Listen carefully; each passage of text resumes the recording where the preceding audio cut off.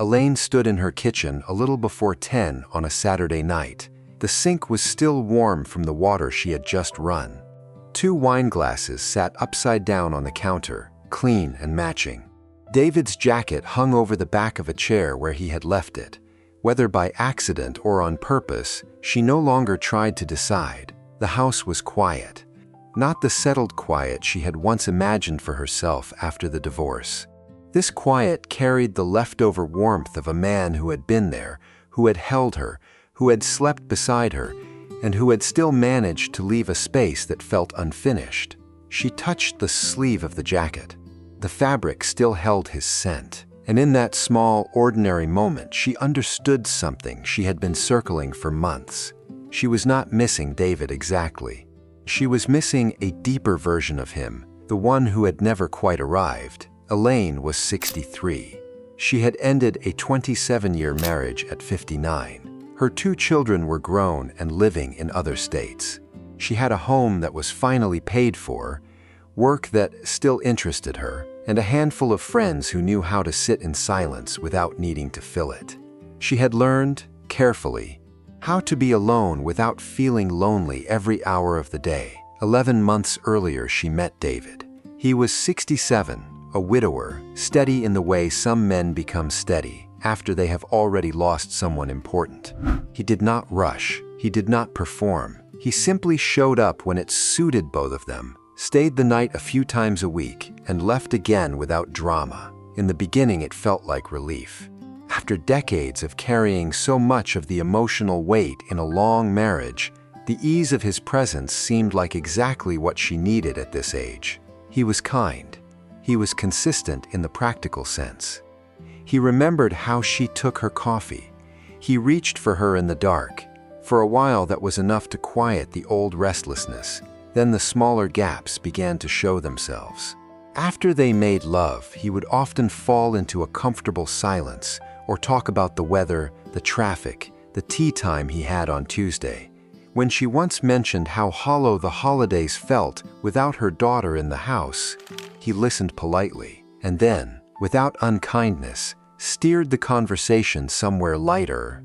He never asked the questions that would have required him to step further in. He never offered the pieces of himself that still felt tender. Elaine noticed. Of course she noticed.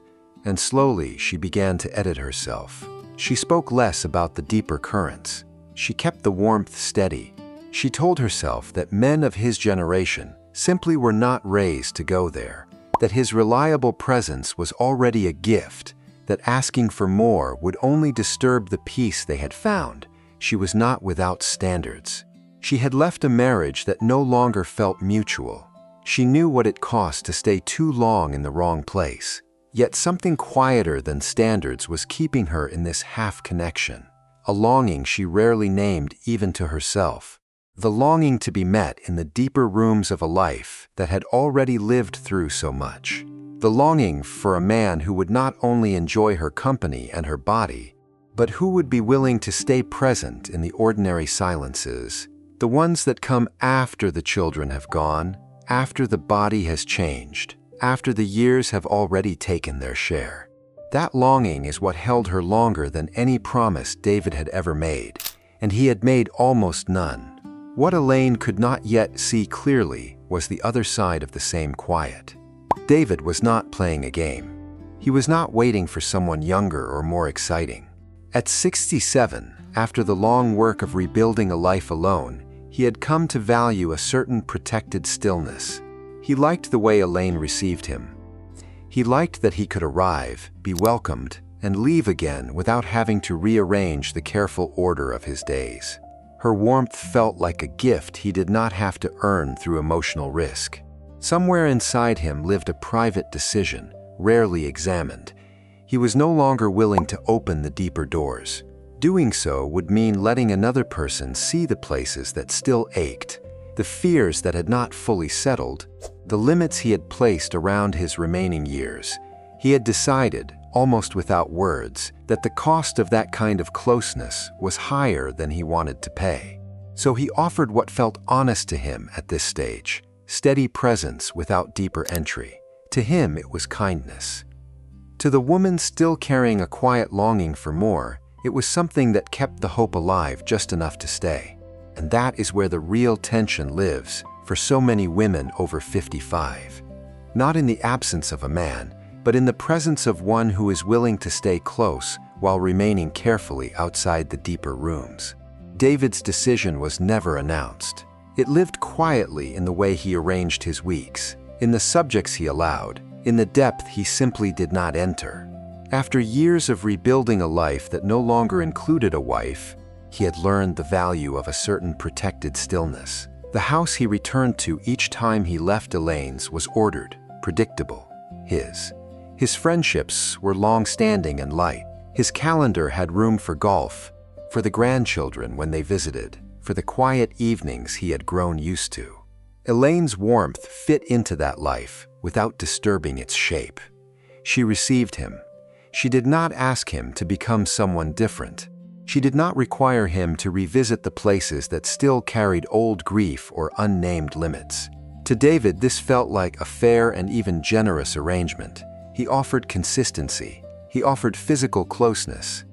He offered the best of what he was willing to give at this stage. In his mind, that was not withholding. It was honesty. What he did not fully see, or perhaps preferred not to examine, was the effect of that limited offering on a woman who still carried a deeper longing. His steady presence did not extinguish her desire to be met more fully. It fed it. Every night he stayed, every ordinary kindness, every time he reached for her in the dark, kept the quiet hope alive, the hope that perhaps, over time, he would step further in. That the man who could be so present in body might one day become present in the deeper rooms as well. This is the particular tension many women over 55 come to know. A man does not have to be careless or unkind to keep a woman waiting in a half-connection. He only has to remain willingly outside the places she most wants to be met, while still offering enough presence to make leaving feel heavier than staying. At this age, the calculation is different than it was at 35. The years ahead are more carefully counted. The thought of beginning again, of explaining oneself once more, of risking new loneliness after already surviving so much, carries a weight that younger women do not yet feel in the same way, so the longing stays. And the man who is comfortable enough to remain close, yet careful enough to remain protected, becomes the one who keeps that longing breathing. Elaine lived inside that tension for months without naming it. She told herself she was being realistic. She told herself that emotional intensity belonged to earlier chapters. She told herself that a man who showed up, who was gentle with her body, who never created chaos, was already more than many women her age were finding. All of those thoughts contained pieces of truth, yet none of them touched the quieter fact. She was still hoping for a depth he had already decided not to offer. The shift, when it came, was not dramatic. It arrived on another ordinary evening after he had gone home. The house held the same silence it always did. The same faint scent of him lingered for a while and then faded. Elaine did not invent a new story to explain the gap. She simply let the silence be what it was, an accurate reflection of how far he was willing to come and how far he was not. In the days that followed, she did not confront him or issue an ultimatum. She did not decide, in a single charged moment, to end everything. Something quieter happened.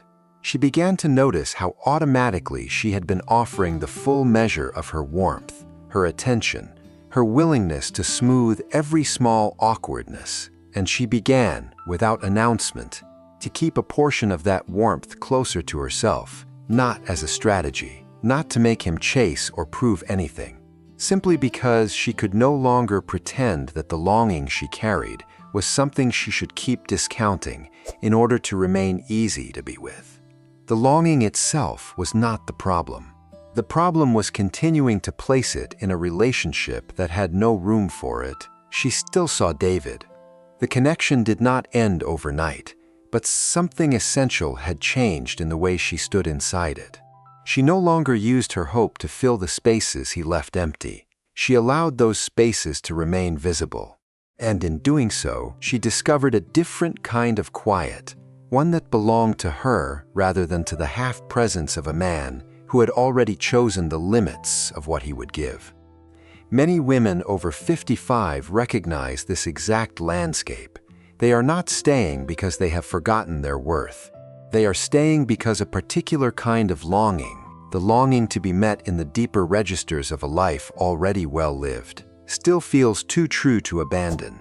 When a man offers steady, limited presence, he can keep that longing alive for a long time without ever having to satisfy it. The years make the choice heavier. The desire to protect what peace has been hard-won makes the truth harder to face.